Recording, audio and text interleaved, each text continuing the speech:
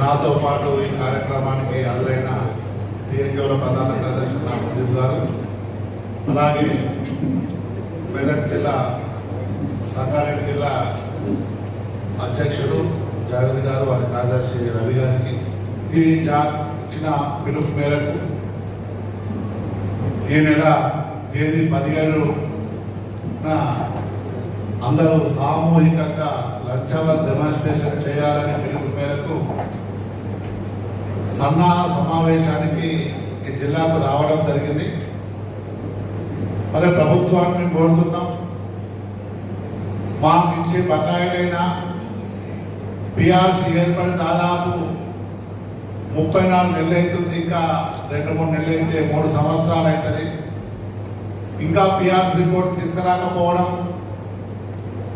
మా దాన్ని PRC report తీసుకొచ్చి ఇంప్లిమెంట్ చేయాలని ఒక పిలుపు మేరకే ఇక్కడికి రావడం జరిగింది. అలాగే మరి డిఏలు కూడా పిఆర్సీలో ఇంక్లూడ్ అవుతాయి.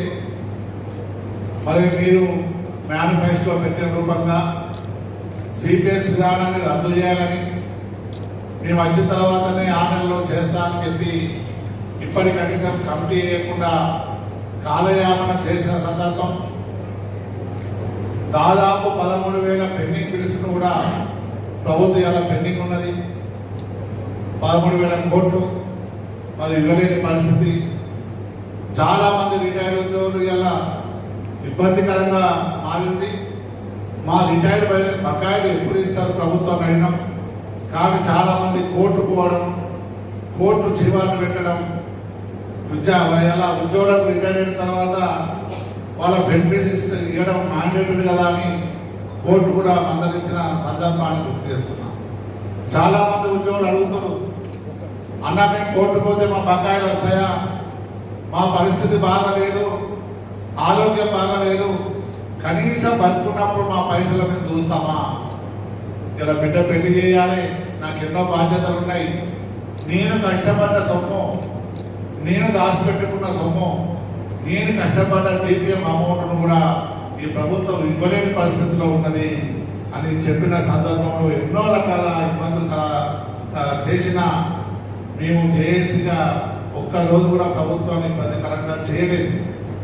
ఎందుకంటే కొత్త ప్రభుత్వం వచ్చింది.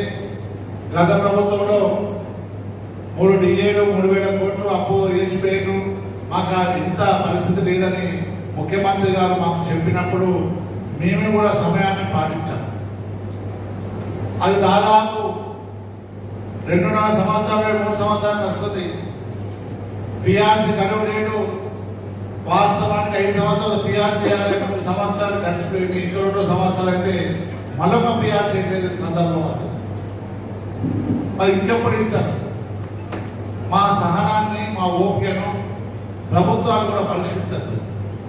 ఇలా మా రిటైర్డ్ ఉద్యోగుల పెండింగ్ బకాయిలను మీరు చెల్లిస్తే మా ఉద్యోగులు, మీ ఆశీస్సులు ఉంటాయి, వాళ్ళకు రిటైర్డ్ అయిన కుటుంబాల ఆశీస్సులు ఉంటాయి.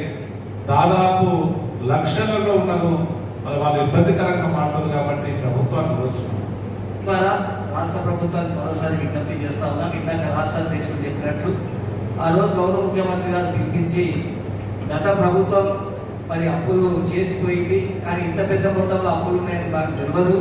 లెక్కలు చూసిన తర్వాత నెల అయితే 5-6 వేల కోట్ల రూపాయలు మరి 5-6 వేల కోట్ల రూపాయలు మితికే పోతున్నాయి. రాష్ట్ర ప్రభుత్వానికి ఉన్న ఆదాయం తక్కువైపోయింది అని చెప్పి వాళ్ళు చెప్పడం జరిగింది.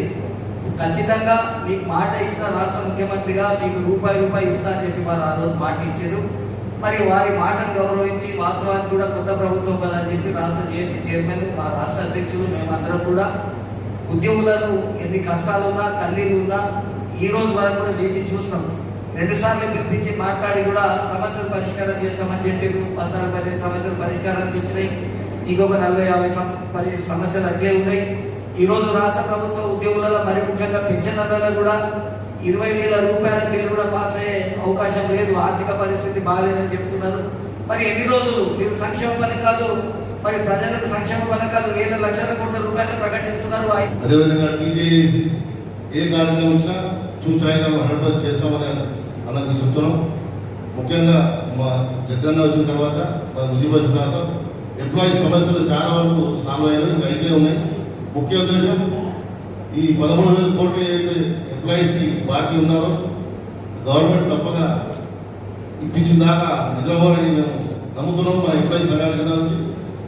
అదేవిధంగా మీరు ఏ కార్యక్రమం చెప్పినా మేము 100% చేస్తామన్నా అందరు సంఘాల జిల్లా ఎంప్లాయీస్ కోరుకునేది ఏమని లంచ్ అవర్ అందరూ పార్టిసిపేట్ చేయాలని కోరుకుంటున్నాం.